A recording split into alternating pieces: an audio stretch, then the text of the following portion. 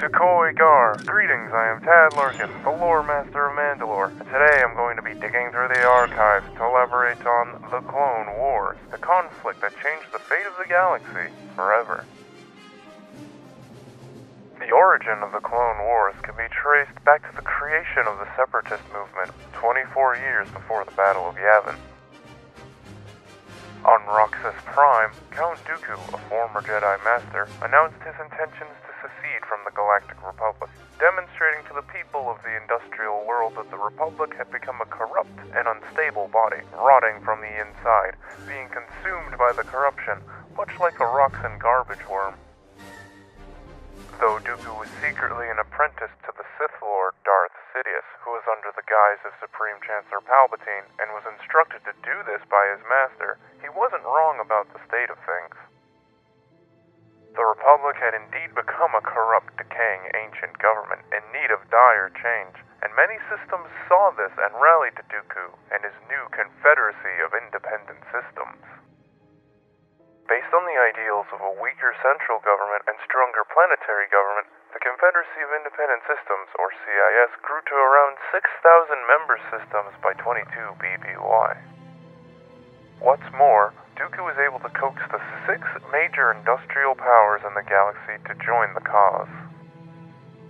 With Bactoid Armor Workshop producing battle droids, the Intergalactic Banking Plan providing financial backing, the Commerce Guild providing raw materials, the Techno-Union's ingenuity, the Corporate Alliance's regulation of products, and the Trade Federation's influence of the shipping lanes, the Republic was definitely threatened.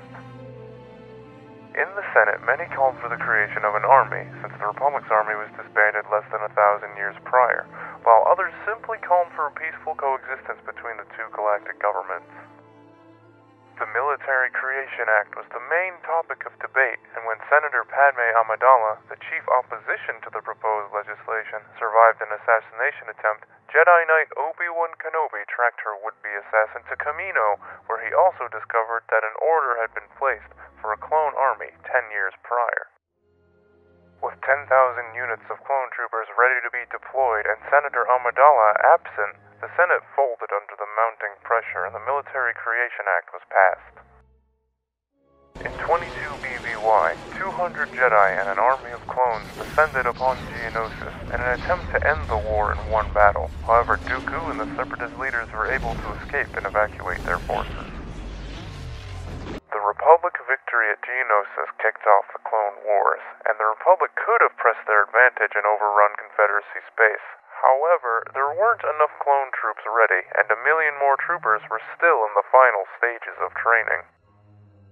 The CIS exploited this fact and deployed their forces along the major hyperspace lanes, fortifying its defenses. Republic forces invaded Atrakan, while the Confederacy invaded Murgoshir, and while Atrakan would turn into a year-long slog resulting in a bittersweet victory for the Republic, Murgoshir fell swiftly to the CIS. The second month of the war saw a CIS offensive led by the Chiss General Severance Tan, who at the Battle of Eridan Prime captured experimental Republic weapons known as the Decimators. Eager to use these decimators, she turned her forces on the Wookiee colony of Alaris Prime, and after a swift victory, she moved her forces to the core world of Serapin. Her luck changed when the Jedi General Ichu Shen-Jon managed to defeat her at Serapin. General Shen-Jon came up against Severance Tan again at the Battle of Krant in the Bothan sector, and after defeating her in a duel fueled by revenge for his Padawan who died at her hands on Geonosis, he exiled himself in disgrace. That same month, Count Dooku sent a fleet to secure Ula Keldroma's crypt on Renvar, to hopefully learn the location of the Force Harvester, the power source to the ancient Dark Reaper superweapon. Its location was revealed on Roxas Prime, the CIS capital at the time, and the Republic assaulted the system, resulting in a draw, Dooku's escape, and the capture of Jedi Padawan Anakin Skywalker. Anakin was held captive on Alaris Prime and was freed when his master, Jedi General Obi-Wan Kenobi, led an assault to liberate the planet. Kenobi and Skywalker turned their army towards Renvar in order to seize the planet as well as learn more about the Dark Reaper, which Dooku had already tested on Mon Calamari, Bakura, and Agamar. At the Battle of Renvar, Anakin learned how to withstand the effects of the Dark Reaper, which was revealed to be on the ancient Sith world of Thule, and an assault led by Jedi Master Yoda, Mace Windu, Luminara Unduli, along with Kenobi and Skywalker, was launched on Thule. The resulting Battle of Thule led to the Dark Reaper's destruction, but Dooku once again managed to escape capture. While the double agent and Jedi Master Quinlan Vos, under the alias of Corto Vos, was on a mission to the famous space station known as the Wheel, he uncovered the Separatist plans for a massive assault on the cloning facilities on Kamino and quickly relayed the info back to the Republic. Thanks to Vos, the Republic was ready for the CIS assault on Kamino, and with the combined efforts of a host of renowned Jedi, including Obi-Wan Kenobi and his Padawan Anakin Skywalker, the Republic was able to repel the invasion and save the next generation of clones. During the Battle of Kamino, the advanced recon clone Commandos, or ARC troopers, were awakened from stasis, and one in particular, Alpha 17, took to Kenobi and Skywalker, aiding them on a mission to Oma Dun. While Kenobi, Skywalker, and Alpha 17 were fighting the Genndy bounty hunter Dirge and uncovering a new CIS bioweapon known as swamp gas on Oma Dun, the Republic suffered Pyrrhic victories on Liana and Teir. As a result of battles like Liana and Teir, many Jedi opposed the executive order demanding that Jedi Knights serve as generals and threatened to defect, and Mace Windu agreed to meet with the defectors on Rule. Sora Bulg, the leader of the defectors, showed his true colors when the Red Attackai Dark Jedi Asajj Ventress raided the meeting, and a majority of the would-be defectors returned to the Order after witnessing Bulg's treachery. Another Dark Alkalite had joined Dooku's ranks. Meanwhile, the Republic invaded Pengalan 4, and upon victory, removed the Sept's capability to produce deadly diamond boron missiles. On the agricultural world of Kilura, a crack team of Republic Commandos, Omega Squad, eliminated a secret CIS research facility and captured the chief scientist responsible for creating a clone targeting nanovirus.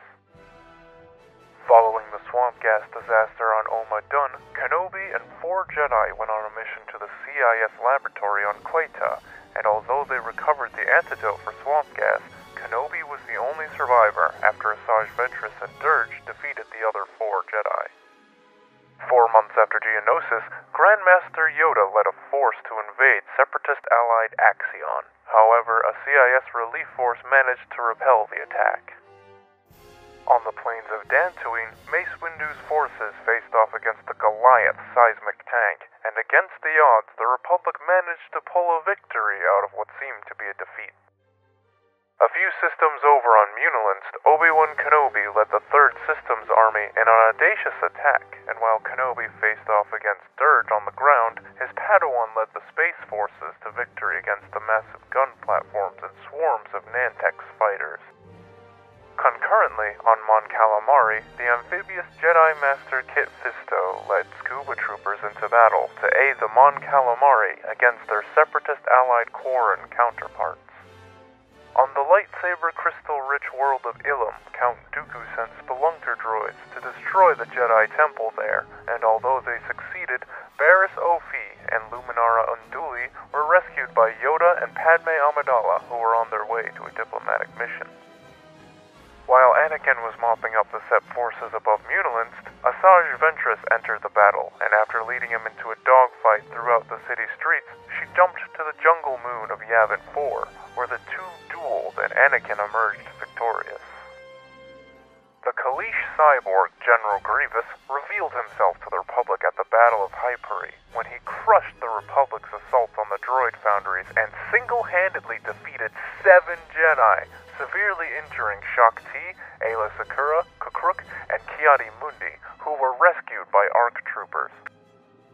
After recovering from her wounds on Hyperi, Jedi Master Shaak Ti and Blo Koon led the Republic forces to victory against secessionists on Brental 4. Month 7 of the war saw Mace Windu leading Republic forces against the Sep-allied Balawai militia on his home world of Harun Kal. Attacks on Republic supply ships on the Corellian trade spine near Deveron began to appear and were causing problems for the Republic's war effort, so a team of Jedi were dispatched, including Aayla Secura and Kit Fisto, and they succeeded in exposing the corrupt Deveronian senator and destroying the pirate outpost attacking the shipping lanes.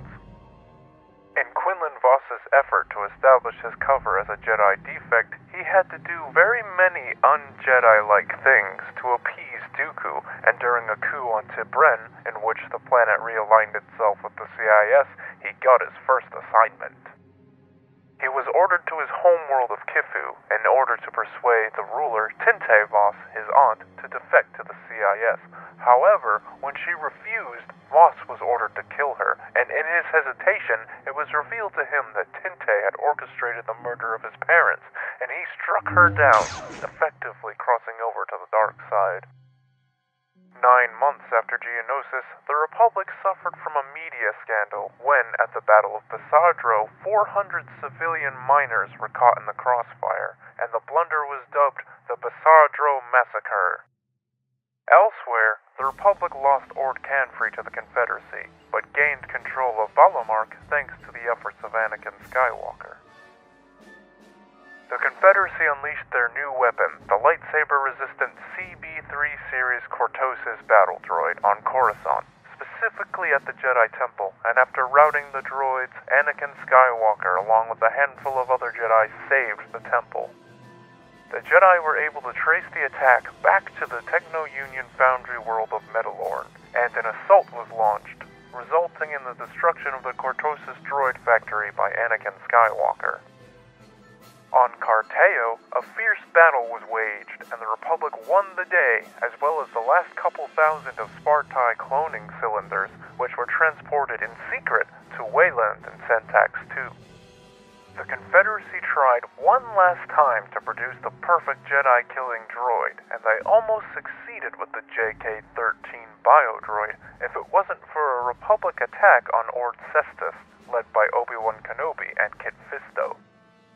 Thus, the first year of the war ended, and while there were more Republic victories, they were mostly in defense. Meanwhile, the Confederacy's gains were minimal. The war would yet drag on. The second year of the Clone Wars started with the Republic Commando Squad, known as Delta Squad, and their mission to the Prosecutor, a derelict Acclamator-class assault ship that went missing sometime after Geonosis. The Commandos recovered the ship and discovered that the Trandoshan slavers were in league with the CIS, and slave camps were set up all over Kashyyyk, yet nothing would be done about this until the Outer Rim sieges. Meanwhile, in the Seswana sector, Sullus defected to the Seps, and the Republic launched a failed invasion to recapture the planet. At Score 2, Mace Windu led the defense of the planet against the CIS invasion force and succeeded, securing the Rimma trade route for the Republic.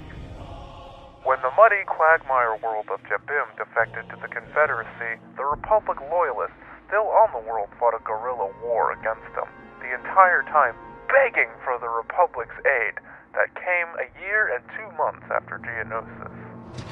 The battle turned into a 2-month slog, killing nearly every Jedi stationed on Jabim except for Anakin Skywalker, whose master was presumed dead. Meanwhile, Cabal was invaded by the CIS, and after receiving reinforcements from nearby Iriadu, the Republic held on to it. After Anakin was left masterless on Jabim, he came under the tutelage of Asharad Het, who he joined in the defense of the planet Argonar, which, like Jabim, was a disastrous defeat for the Republic.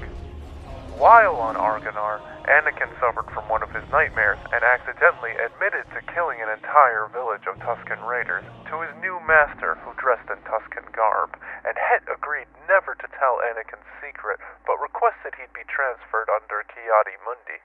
It was while raiding a pirate base with Mundi that Skywalker was finally reunited with Kenobi in Alpha 17, who had escaped from Asajj Ventress's castle on Ratatak, where they were taken captive after Jabim. The planet of Thustra wanted to secede from the Republic, possibly with separatist backing, and the Republic couldn't risk it, so Yoda was sent to negotiate with the Sephi, and when negotiations unfortunately broke down, a battle erupted, one that the Republic could not win. The Republic won a victory on New Holstis when the Mandalorian protectors led by Spar and hired by the Seps invaded the world, thanks to Aayla Secura and her clone commander nicknamed Bly. The Mandalorian protectors, along with the Crimson Nova bounty hunters, also hit the Republic world of Null, this time succeeding in annexing the world for the Confederacy. Around this time, the Battle of Megiddo begins, being assaulted by Ki-Adi-Mundi and his Galactic Marines and lasting all the way to the end of the war, making it the longest battle of the war.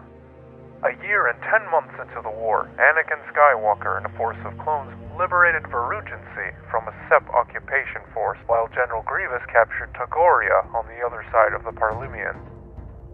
The CIS launched a massive assault on Atan II in a vain attempt to secure a supply of stagnium crystals used in cloaking technology, which was experimental at the time, and the resulting battle became known as Dryton after the Dryton Nebula. However, the battle was a draw and the crystal deposits ran dry years ago. It was also at this time that the Confederacy launched their most daring offensive against the Republic yet, Operation Dirge's Lance. The CIS 3rd Fleet would position itself at Thyphera, while the 1st Fleet under Grievous's command would carve into the core worlds along the Carillion trade spine, wreaking havoc within the heart of the Republic. Duro and Humbrain soon fell under Confederacy control, and while Alderaan managed to repel the invaders, they would be so horrified by the battle that they demilitarized their entire planet as a result. Following the minor setback at Alderaan, Caecilius soon fell to Grievous. 1 year and 11 months after Geonosis, the Techno-Union bulwark carriers managed to break the year-long siege at Foros and began to raid outposts within the core worlds. In response to this threat and the threat posed by Grievous's push into the core, the Republic decided to launch its new Victory-class Star Destroyers 6 months ahead of schedule, and at Anaxis the bulwark fleet met its end. The second year of the war came to a close, and with the CIS making substantial gains in the core as well as in the northeast quadrant of the galaxy, it was clear that the Republic was on the losing side, and something had to be done.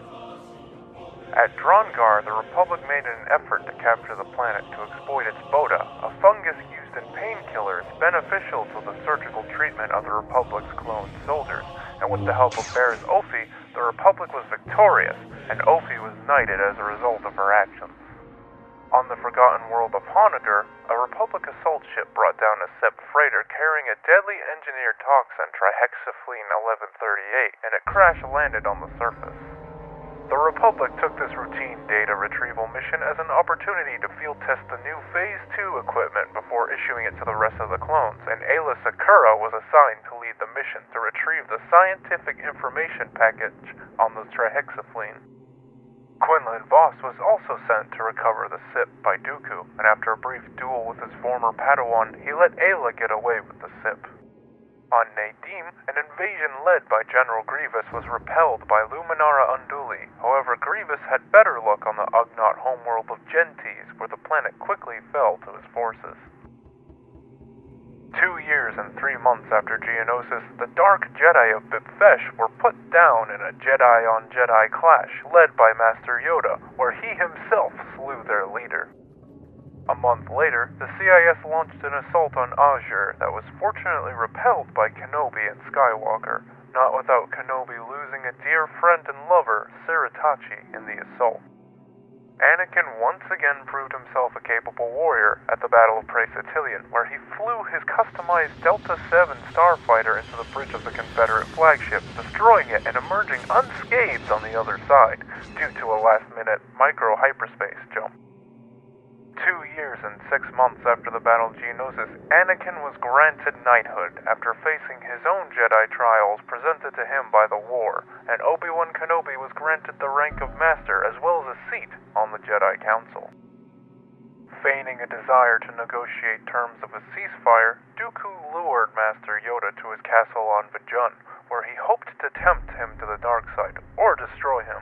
He succeeded in neither, however, and after a duel like the one on Geonosis over 2 years earlier, Dooku managed to escape. One of Anakin's first assignments as a Jedi Knight was on Rendili, when the planet threatened to defect to the Separatists along with its home defense fleet of mighty dreadnoughts, and a battle ensued when a CIS fleet entered the system.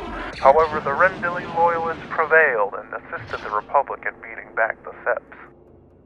After Operation Dirge's Lance and General Grievous's subsequent conquests, the Republic was losing the war, and badly. To counter this, the Republic deployed a new wave of clone troopers from Commando, along with clones secretly from Syntax II, using the cloning cylinders acquired from Carteo, and also launched new warships, the Venator class. With fresh troops, warships, and new technology, the Republic launched a massive counteroffensive, pushing the CIS out of the core and into the mid and outer rims of the galaxy. Thus began the Outer Rim sieges. Realizing the errors of his ways, and after disappointing Dooku on Honoghr, Quinlan Vos was hunted by Dooku, and with help from Obi-Wan Kenobi, he was re-indoctrinated into the Order, and his first assignment back was leading troops on Sila Kumi.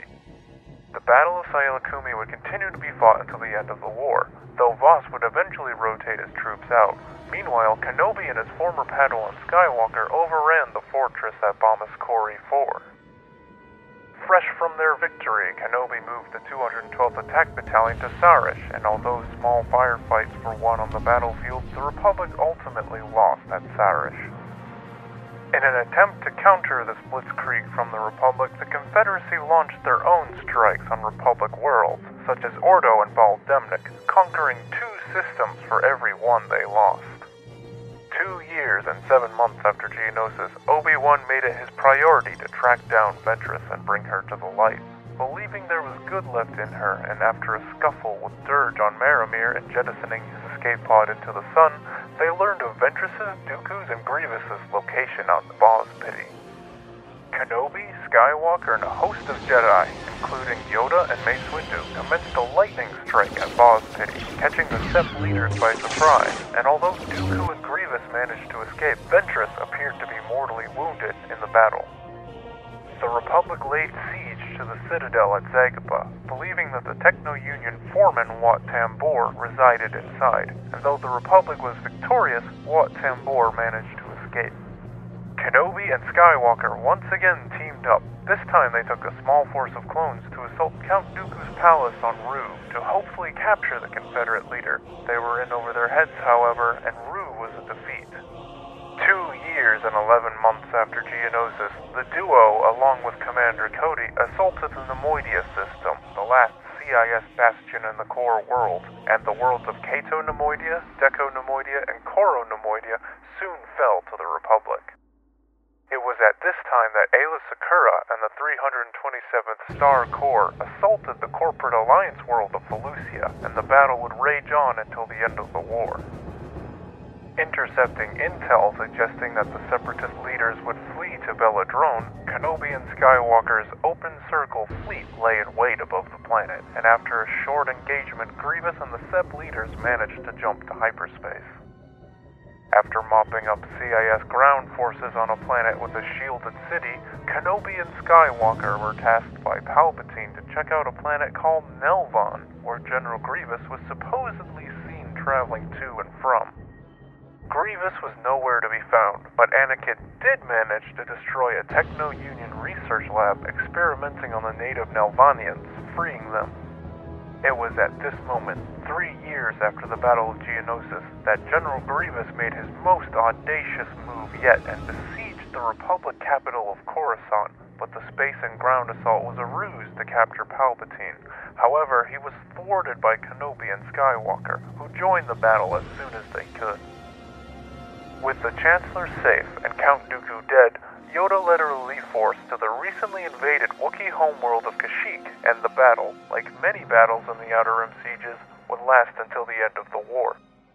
The Republic got word that Grievous and the Sep leaders were on Utapau, so Obi-Wan and the 212th were tasked with rooting him out and eliminating him at all costs. It was at this time that Palpatine was revealed to be the second Sith and the true Lord of the Sith, and after a duel with Mace Windu, Agen Kolar, Saesee Tin, and Kit Fisto, 4 were killed by Palpatine, and Windu was struck down by Anakin Skywalker, who at this point would become Palpatine's new apprentice, Darth Vader.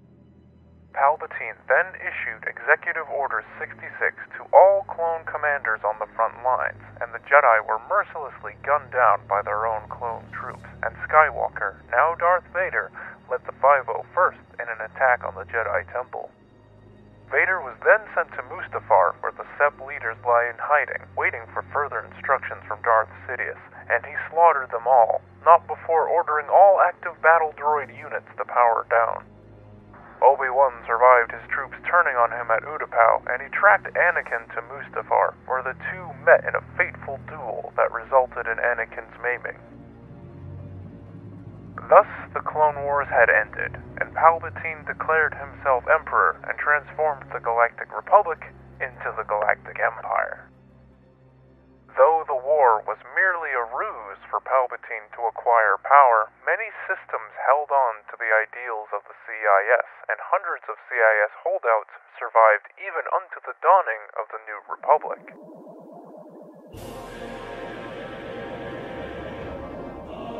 This ends my findings on the Clone Wars. Keep your comm channels open for future transmissions, and don't forget to subscribe. Tab Arkin, out.